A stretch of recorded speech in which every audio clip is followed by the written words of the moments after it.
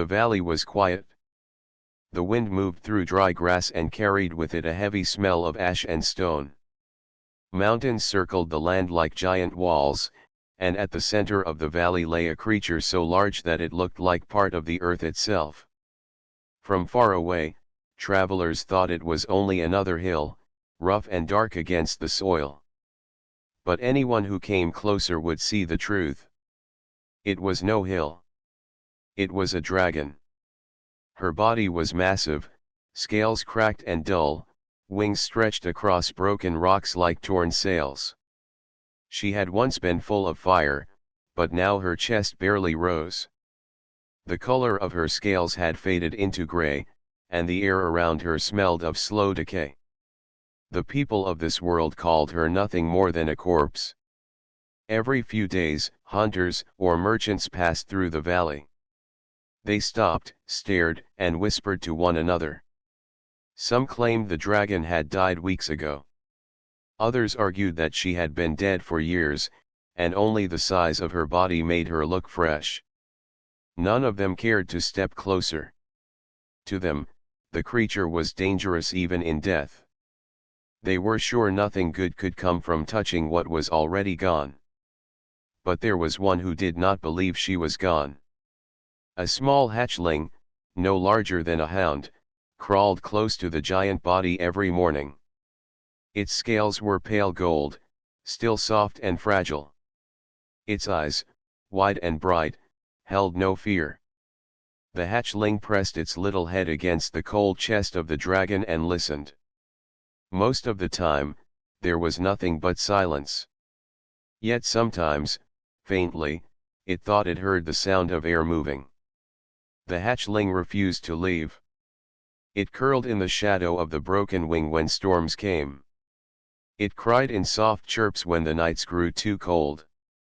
It searched for food in the grass, then returned, always staying close as if its presence alone could keep the giant alive. Others who passed through the valley mocked the hatchling. They said the little creature was clinging to a body that could never rise again. But the hatchling knew something the others did not.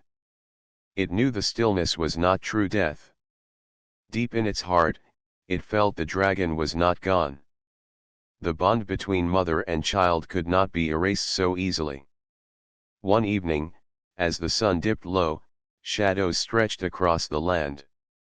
A group of travelers entered the valley. They were not from this world. Their clothing was smooth, their packs carried strange tools of light and steel, and their ship rested on the far ridge, humming with energy. They were humans. The leader of the group, a woman named Rowan, walked ahead with steady steps. Her eyes moved carefully over the land. She had seen many strange things in her time beyond the stars, but the sight before her made her stop. "Is that what I think it is?" asked one of the younger explorers. His voice was nervous as he pointed at the massive body. Rowan nodded slowly. "A dragon. Or something very close to one." The others stayed back. They whispered among themselves, uneasy about the smell and the strange weight in the air. To them, it looked like a rotting carcass, too large to touch and too far gone to study safely. They began to turn away, ready to mark the valley as nothing more than a site of decay. But Rowan did not turn. She stepped closer.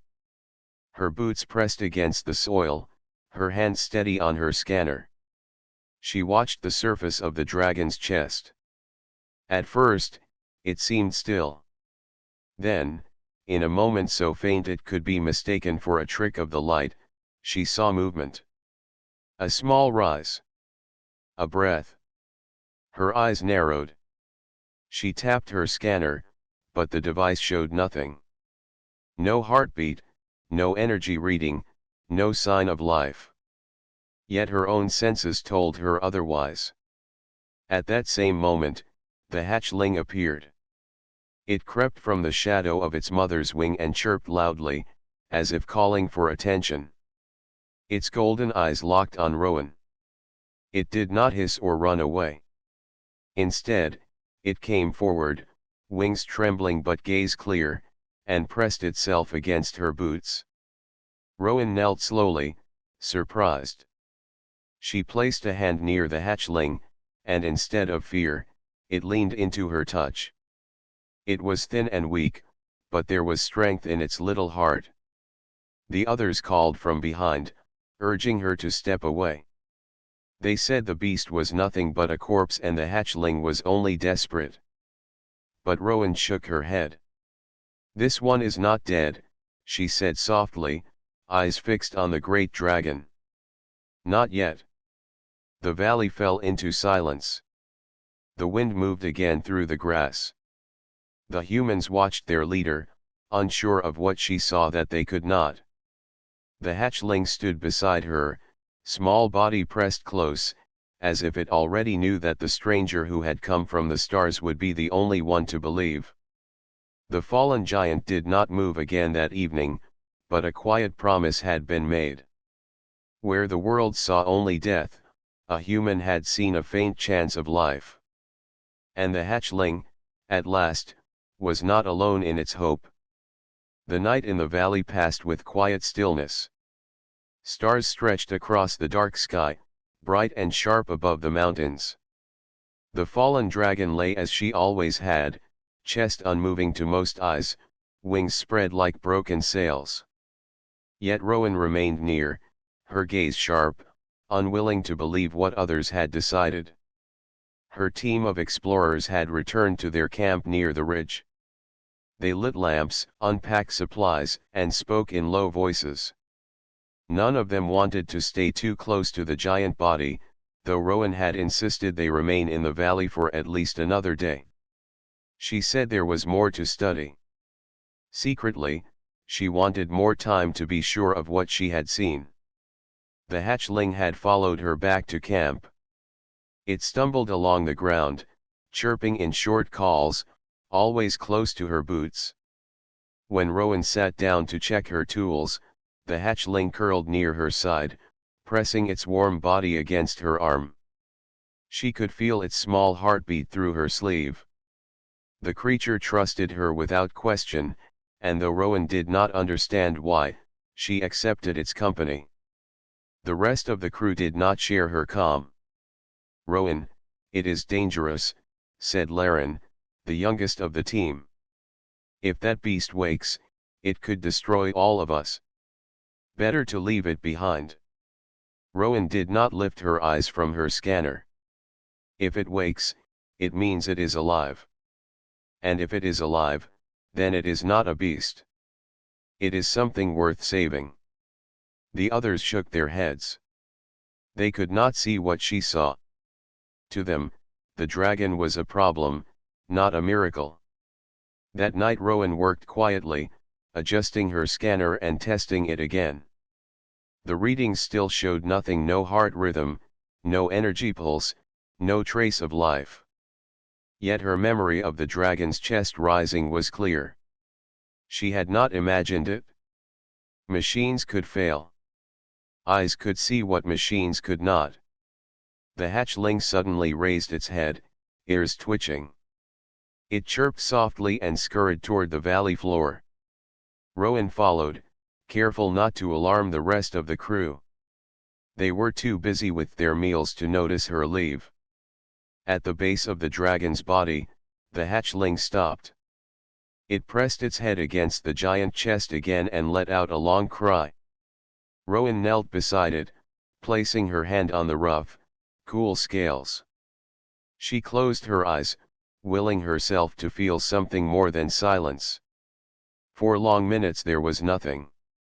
Then, faintly, a shift beneath her palm. A vibration, weak but real. She pulled back in shock. The dragon was alive. Barely, but alive. The hatchling stared at her, golden eyes wide. It chirped again, louder this time, almost as if calling her to act. Rowan steadied her breath. "I understand," she whispered. "You want me to help her." By morning she had made her decision. She gathered her team and stood before them, clear in her voice. We are not leaving yet. The dragon is alive. Her words were met with disbelief. Some laughed nervously, others frowned in silence. Impossible, said one. Your scanners showed nothing, said another. Rowan met their doubt with steady eyes. Scanners are tools. Tools can be wrong. I felt her breath myself. The camp broke into uneasy talk. They were explorers, not healers, and none of them wanted to waste time in a valley that smelled of rot. Yet Rowan was their leader, and her voice carried weight. In the end, they agreed to give her time 2 days, no more. With those 2 days, Rowan began her work. She unpacked medical supplies from their ship, tubes, filters, and small engines that could push clean air or fluids.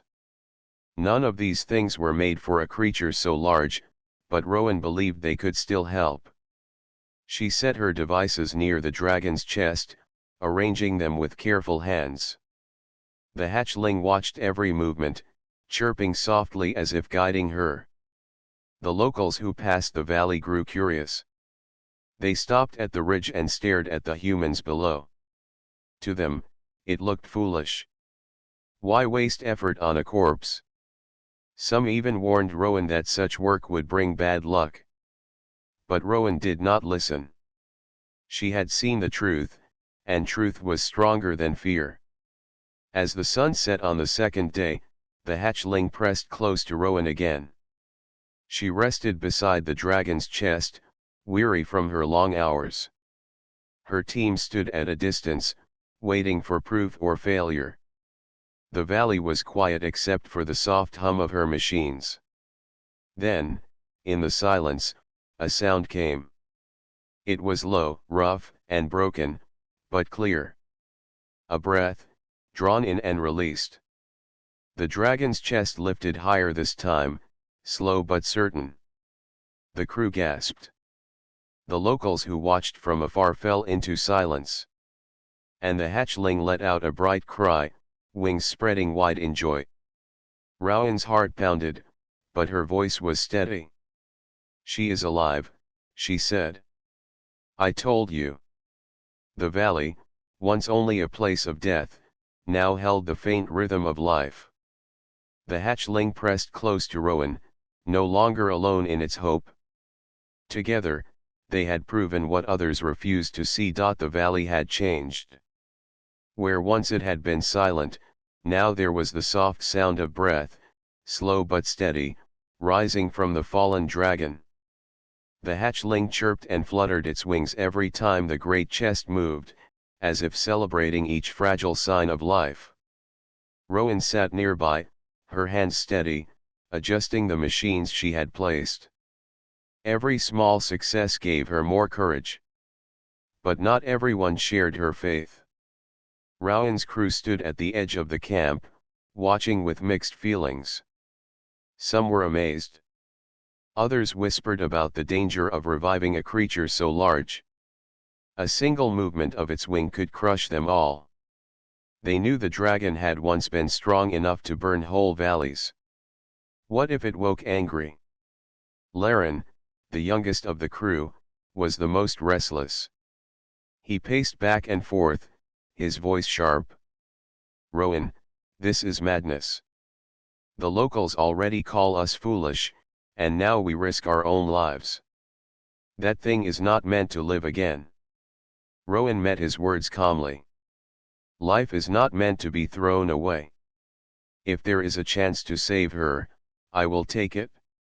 The hatchling squeaked loudly, as if agreeing, and pressed itself against Rowan's leg. The small creature's trust was clear, and it made Rowan's choice feel even stronger. By morning, Rowan knew they could not remain in the valley much longer. Her machines could keep the dragon alive for now, but they were not enough to heal such deep wounds. The dragon's body was weak, poisoned by time, and her breathing was fragile.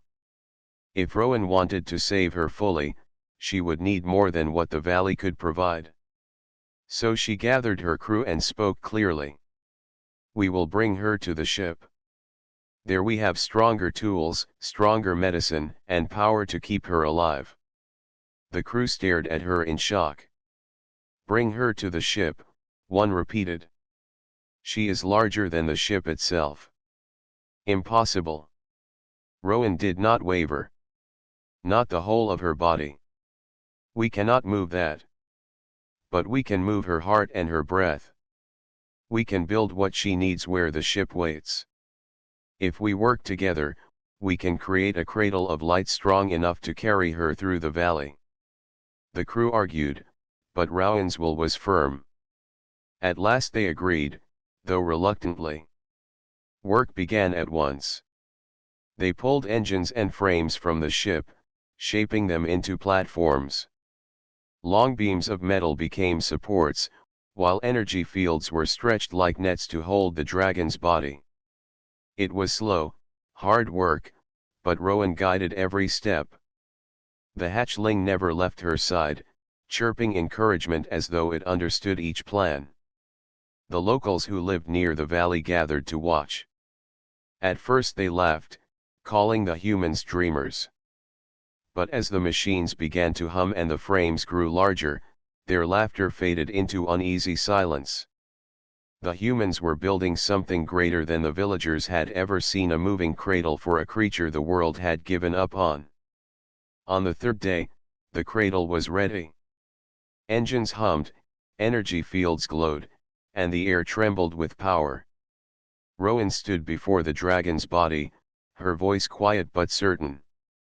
It is time. The hatchling pressed its head against the dragon's chest, chirping softly.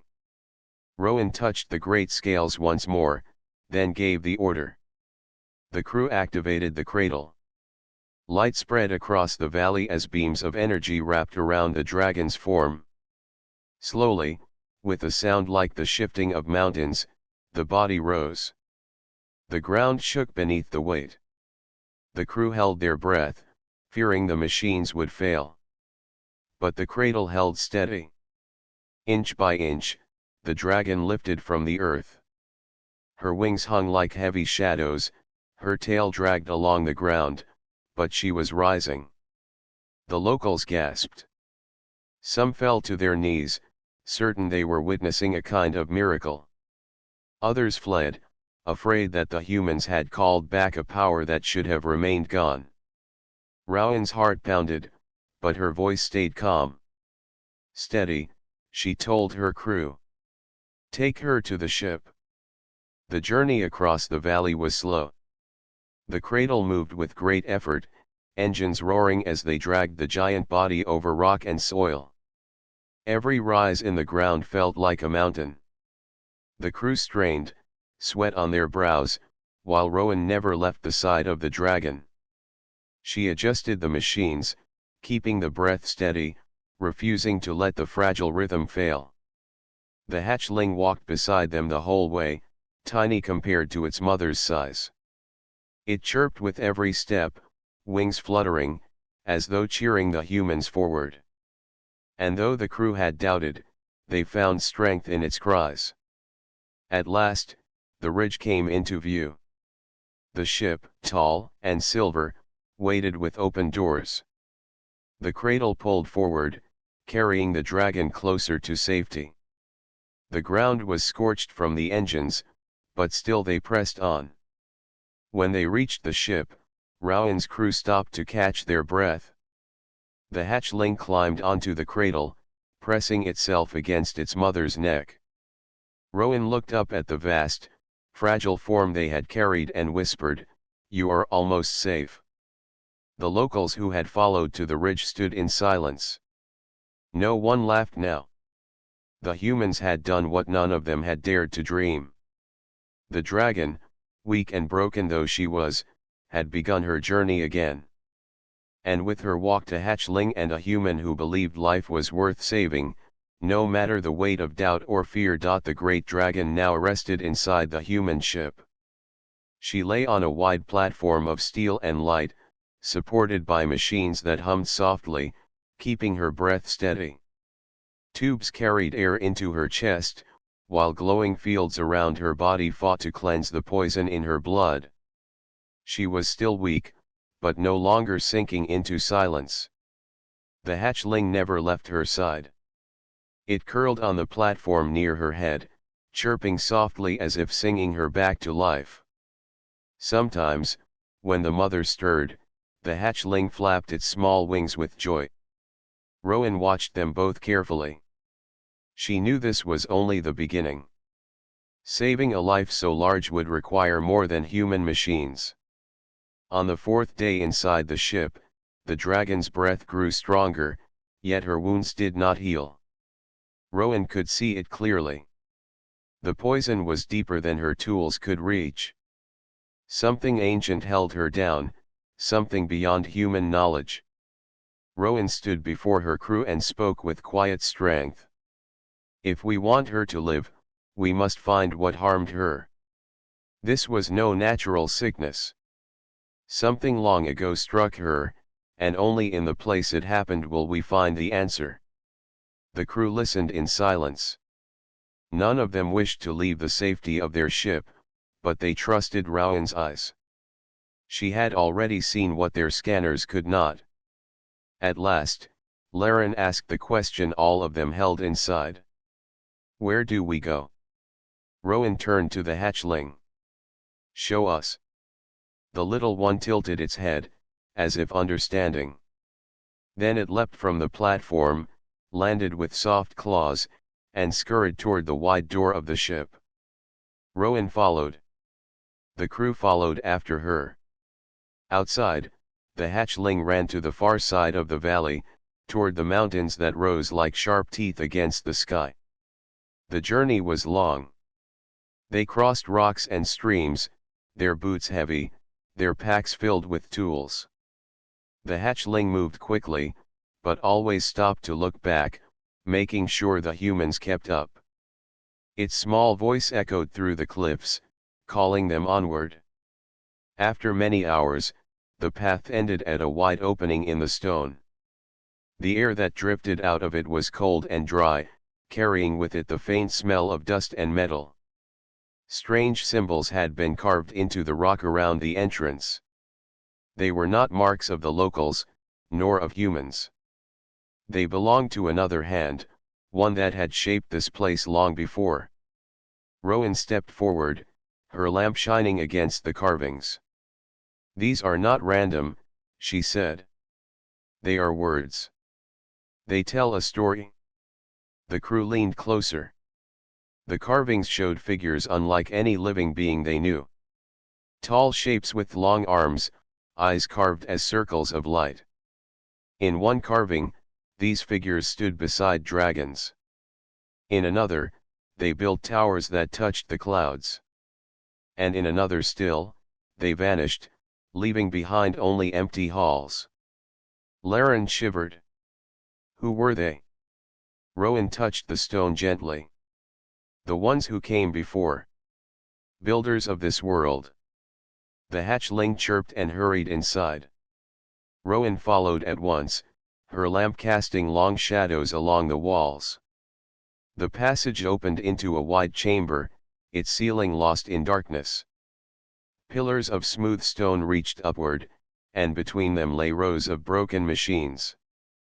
The machines were shaped like giant hands, their edges covered in dust, their lights long dead. Yet in the center of the hall, something still glowed. It was a circle of crystal, tall as a human, its surface alive with faint patterns of light. The hatchling ran to it and pressed its head against the glass. Rowan joined it, her eyes wide with wonder. She reached out and touched the crystal. The light grew brighter, filling the chamber with a soft glow. Symbols appeared in the air above it, shifting like smoke. Rowan's scanner began to record, but she already knew what the crystal was. A memory. A message left by the forgotten builders. The light formed an image of one of the tall figures. Its voice echoed through the hall, not in words but in tones that carried meaning straight into the mind. Rowan felt the message like a thought of her own. The builders had once lived alongside the dragons. They called them guardians, protectors of life. Together they had built great cities. But something had poisoned the guardians. A sickness of energy, born from a war the builders could not win. The dragons fell, one by one, until only a few remained. The builders tried to cure them but failed. At last, the builders vanished, leaving behind only memories for those who might come after. The light faded, leaving silence once more. Rowan stood still, her heart heavy with the weight of the truth. "This is what struck her," she said softly. "The sickness of the builders' war. It has lingered through time, waiting. And now it holds her down." Laren swallowed hard. "If the builders could not cure it, how can we?" Rowan looked at the hatchling, then back at the glowing crystal. "Because we are not the builders. We are human. We see differently. We will find a way." The hatchling chirped, eyes bright with trust. It seemed to believe every word. Rowan placed her hand on its small head, her mind already racing with ideas. Somewhere in the ruins lay the key to saving the dragon. And she would not leave until she found it. Behind her, the crew looked at one another. Doubt still rested in their hearts, but something stronger was beginning to grow. Hope. The forgotten builders had left behind their story, their failure, and their silence. But Rowan carried a promise. Humanity would not turn away. The ruins whispered with silence as Rowan and her crew stood in the great hall. The glowing crystal at the center pulsed faintly, like the beat of a heart that refused to die. Around them, broken machines lay as shadows of the past, reminders of the builders who had failed to save their guardians.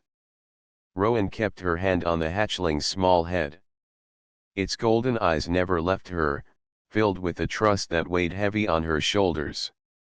She looked at her crew. Their faces showed fear, but also something new, a quiet courage. "We must search deeper," Rowan said. "If the builders left their story here, they may have left more.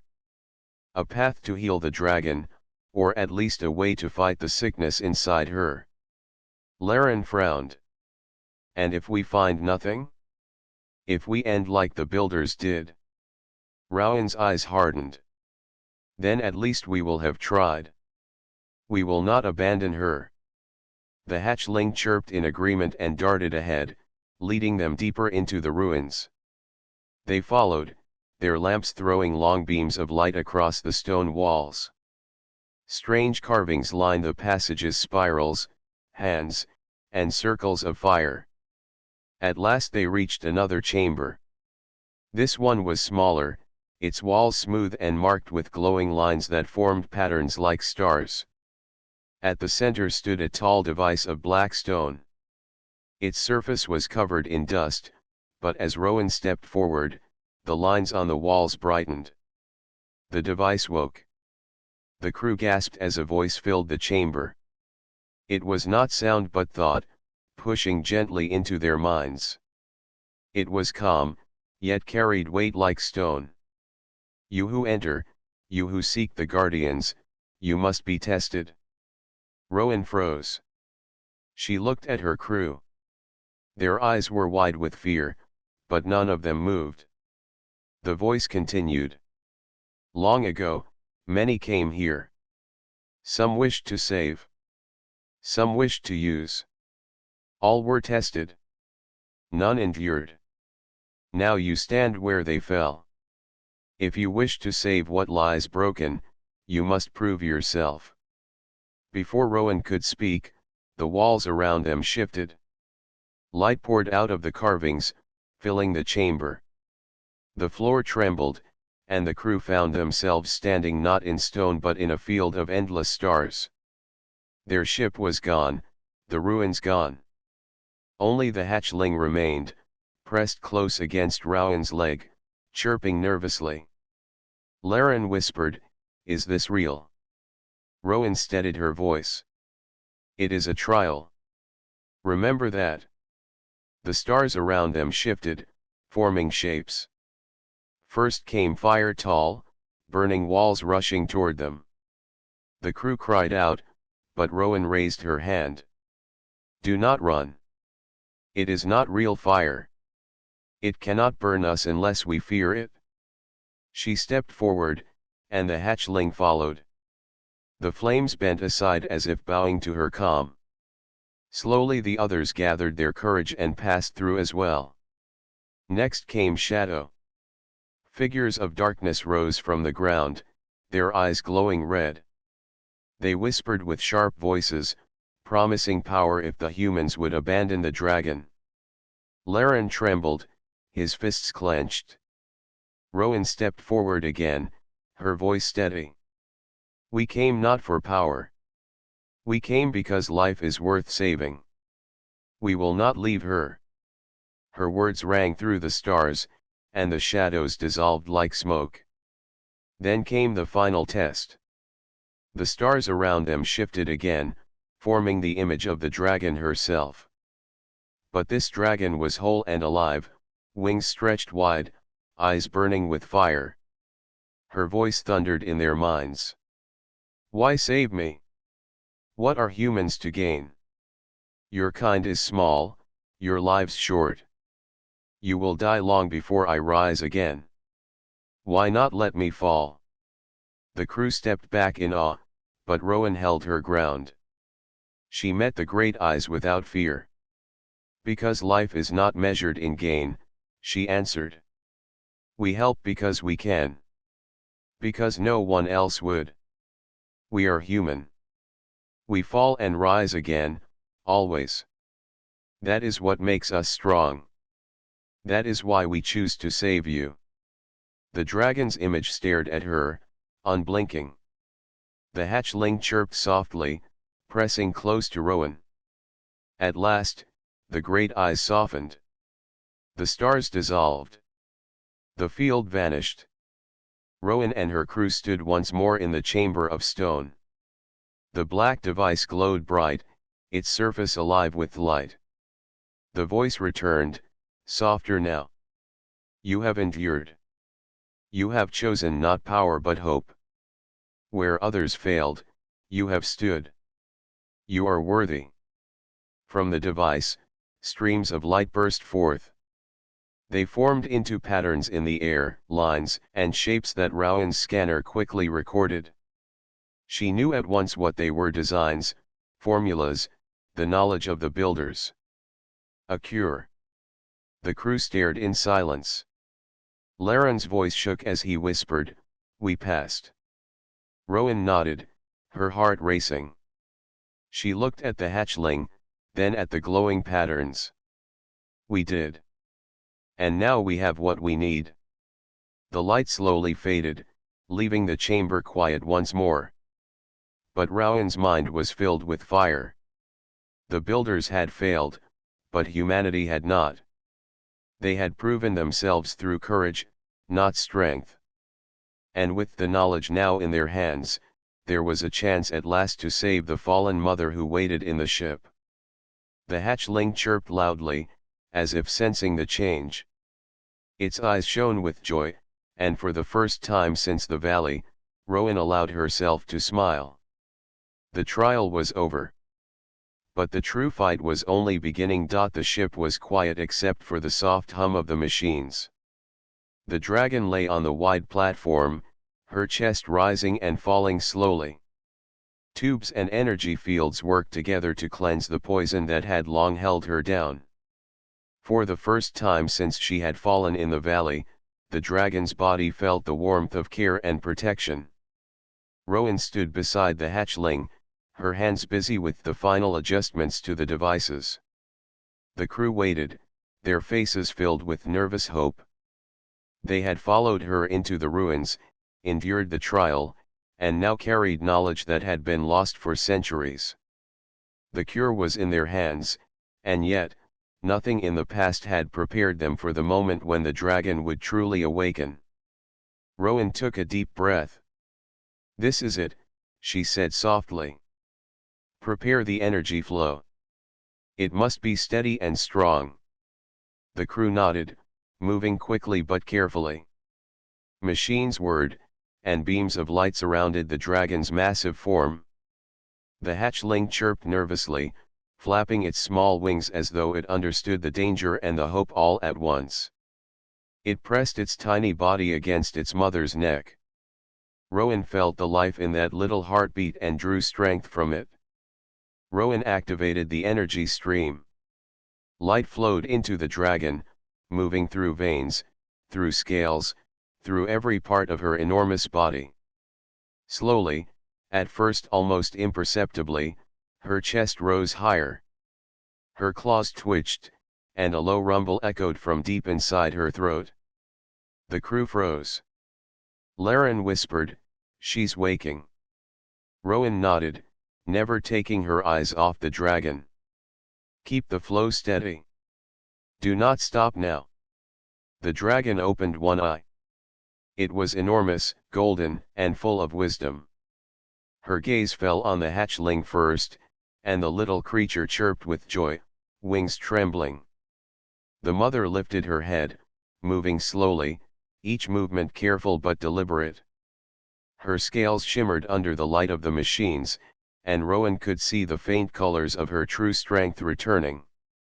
The voice of the dragon filled the chamber, deep and rich, though no words came. It was a sound of thought and feeling, not language.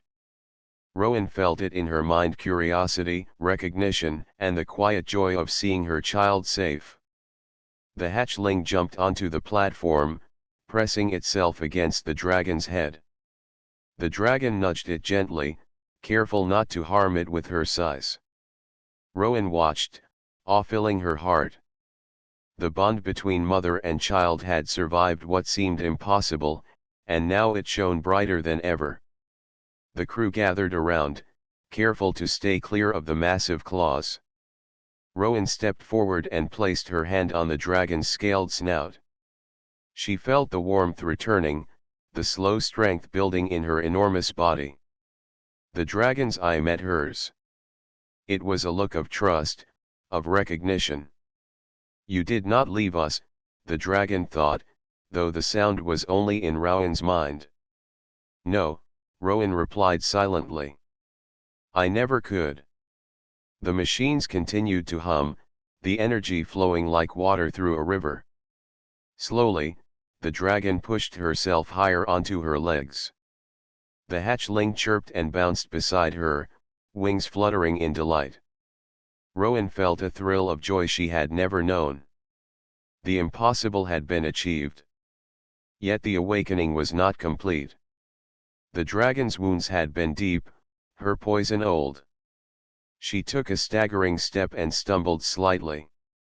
Rowan caught herself against the platform, adjusting the energy fields to support the sudden motion.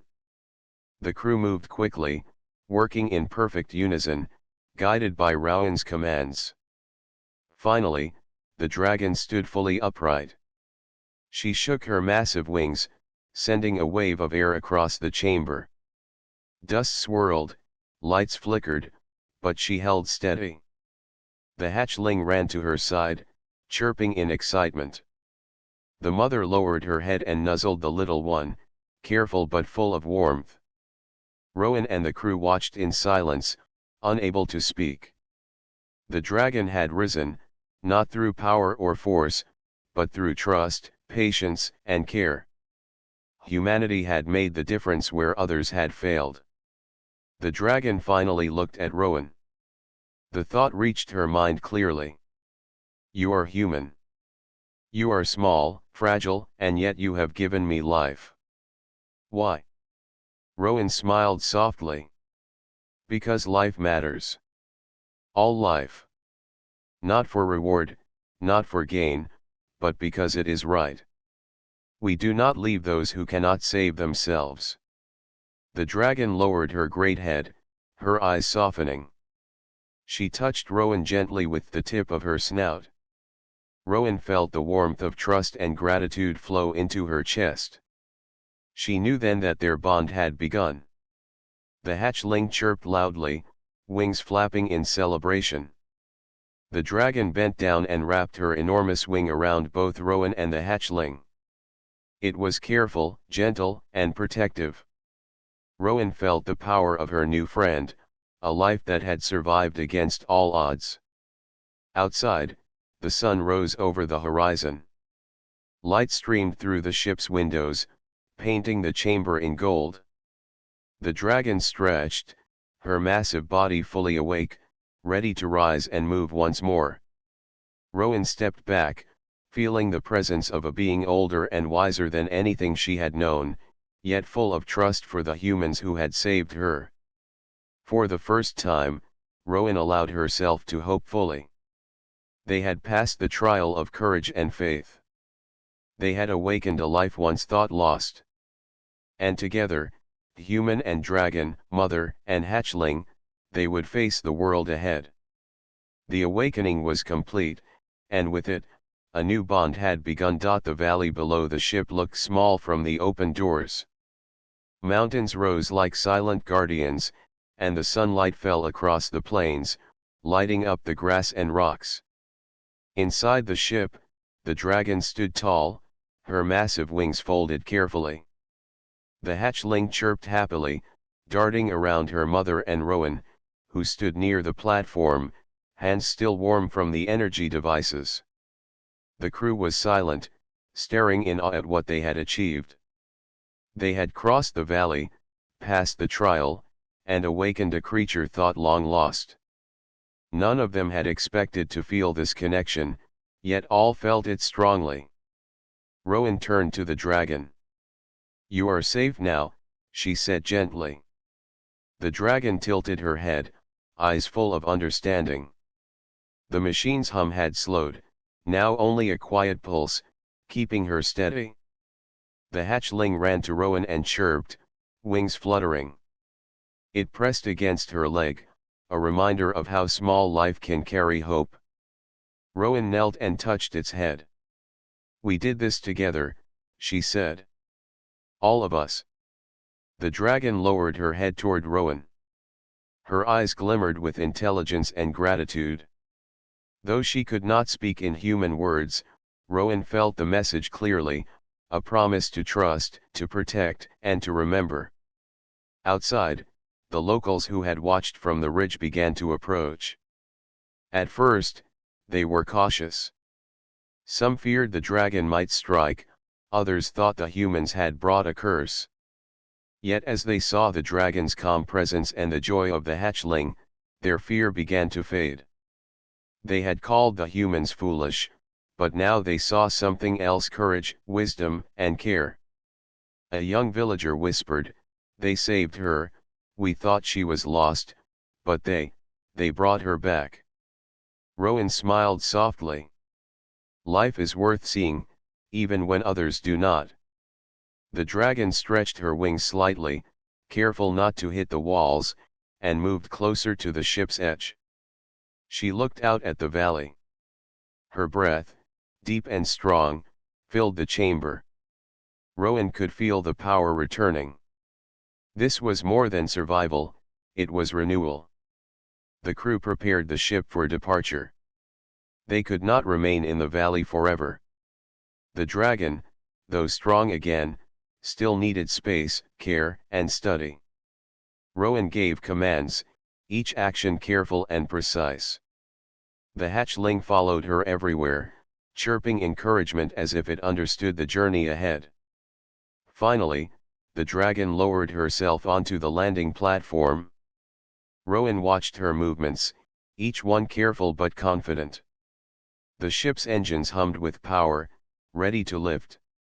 Rowan placed her hand lightly on the dragon's snout one last time.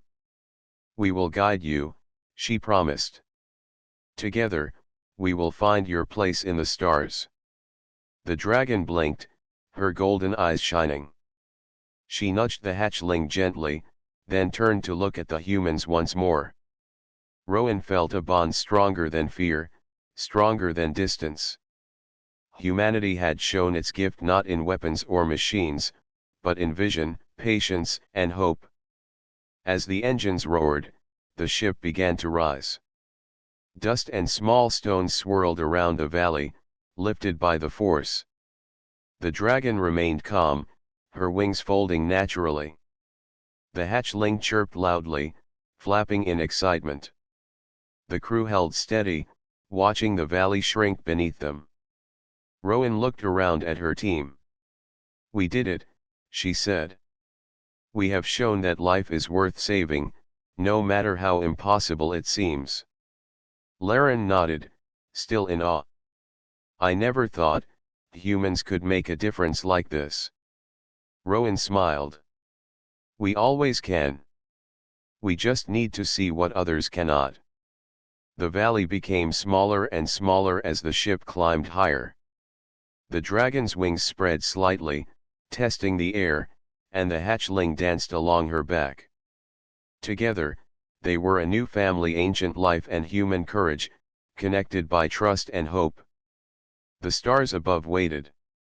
Rowan guided the ship toward new worlds, toward open space where life could flourish without fear. The dragon's scales caught the sunlight as she moved, shimmering with strength regained. Inside the ship, the crew worked quietly, monitoring the dragon's recovery, but their hearts were light. They had done something rare and impossible. They had saved a life that seemed beyond hope. The hatchling chirped again and curled against Rowan's leg. Rowan knelt, holding the small body gently. "We saw what others did not," she said. "And now, life continues because of it." Outside, the universe stretched endless and bright. Humanity had not only survived in the stars, they had shown that care, courage, and vision could change the path of life itself. The dragon lowered her head once more, nudging Rowan's hand softly. It was a moment of understanding, of respect, and of promise. Rowan felt the weight of history and the hope of the future in that touch. The hatchling chirped one last time, wings spread wide. Life had been restored. Bonds had been formed. And the stars above awaited the story of a human and a dragon, mother and child, together against all odds. As the ship moved through the sky, Rowan looked ahead with steady eyes. The valley, the ruins, and the trials were behind them. Ahead lay new adventures, new challenges, and the knowledge that humanity could make a difference where others could not. The dragon and her hatchling were no longer alone. And humanity had earned their trust.